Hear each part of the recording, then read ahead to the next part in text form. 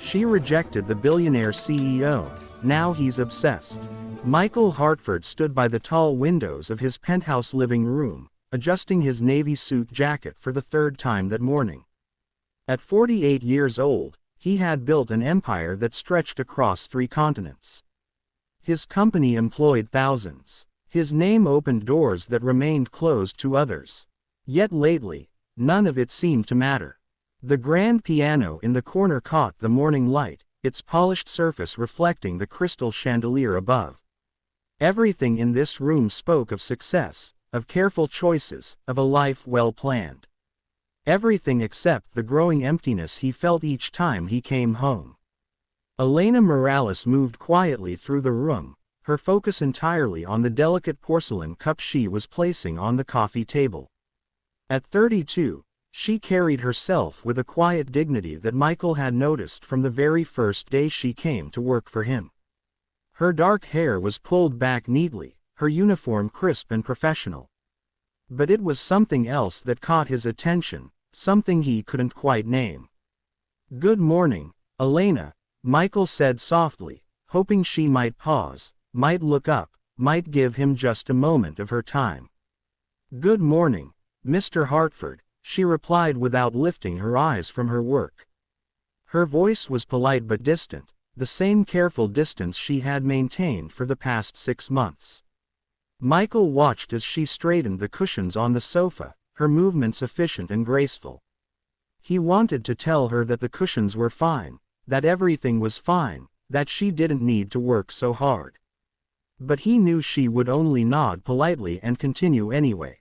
"The coffee is fresh," she added, gesturing toward the cup. "I've also prepared your breakfast in the dining room." "Thank you," he said, but she was already moving toward the next task, already stepping away from him. This had become their routine. Michael would try to start a conversation. Elena would respond with perfect professionalism and nothing more. The distance between them was measured not in feet but in worlds, in the unspoken rules that governed their very different lives. He had tried everything. Generous bonuses that she accepted with a quiet thank you. Time off that she politely declined.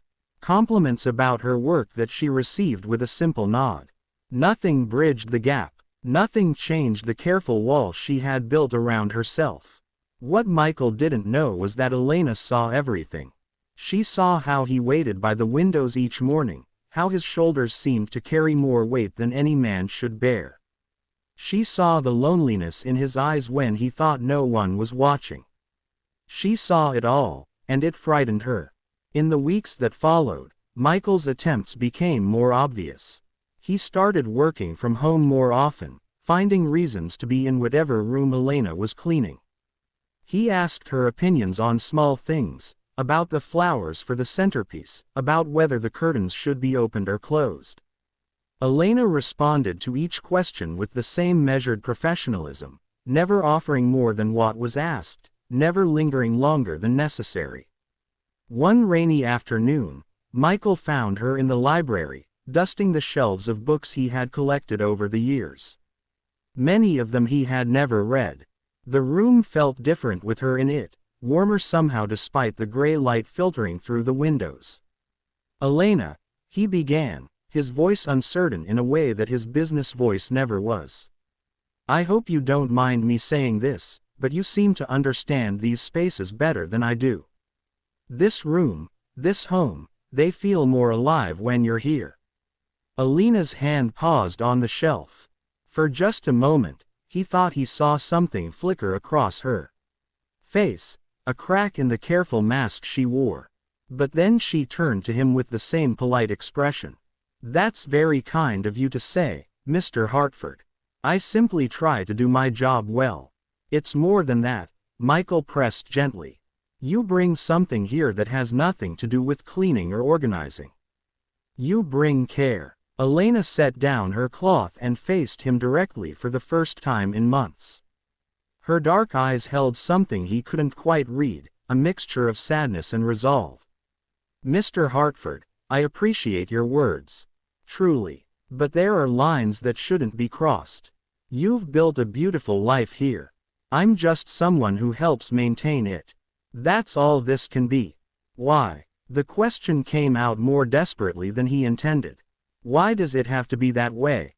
Elena's expression softened, and for a moment, she looked older than her years, as if she carried wisdom earned through harder paths than his own.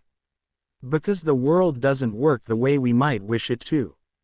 Because I've learned that hope can be the most dangerous thing of all when it's placed in the wrong circumstances. Because I won't let myself become a story that ends badly. Michael felt something shift inside him, a recognition of the pain beneath her words. What happened to you, Elena? What made you so afraid? She shook her head gently. It's not fear, Mr. Hartford. It's wisdom. And if you'll excuse me, I have work to finish.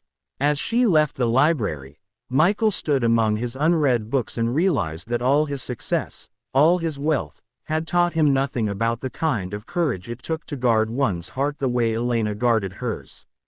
But instead of discouraging him, her rejection only deepened his resolve. Not to possess her or to break down her walls, but to understand her, to prove that not all stories had to end the way she feared. The months that followed brought a change in Michael that surprised even him. He stopped trying to impress Elena with grand gestures. Instead, he simply tried to be present, to be human, to show her through small, quiet actions that respect and care could exist without expectation. He learned that she sent money home to her mother each month. He quietly arranged for her salary to include a bonus he called a housing allowance, knowing she would refuse a direct gift. He discovered she loved books but never had time to read them, so he started leaving ones he thought she might enjoy on the kitchen counter with a simple note that said, "In case you have a free moment." Elena noticed these gestures, each one chipping away at her certainty that all wealthy men were the same, that all kindness came with strings attached. One evening, as golden light filled the living room and Elena prepared to leave for the day, Michael was sitting at the piano. His fingers moved slowly across the keys, playing a melody that sounded like autumn and memory and gentle sadness all at once. Elena paused at the doorway, her coat already on, her bag in hand. She had promised herself she would never linger, never allow these moments to mean more than they should. But the music held her there, speaking in a language that bypassed all her carefully constructed defenses. When the last note faded, Michael looked up and found her watching him. Neither spoke for a long moment. "My mother used to play," Elena said quietly, the first personal thing she had ever shared with him. Not as beautifully as that, but with the same feeling. Michael smiled, a real smile that reached his eyes. "Would you like to learn? I could teach you, if you'd like." Elena's first instinct was to refuse, to thank him politely and leave. But something in his expression stopped her.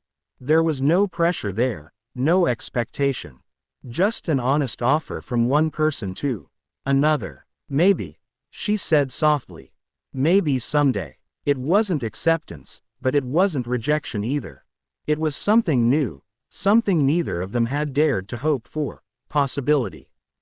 As Elena walked home that evening through the busy streets, she realized that the wall she had built around her heart had a crack in it now.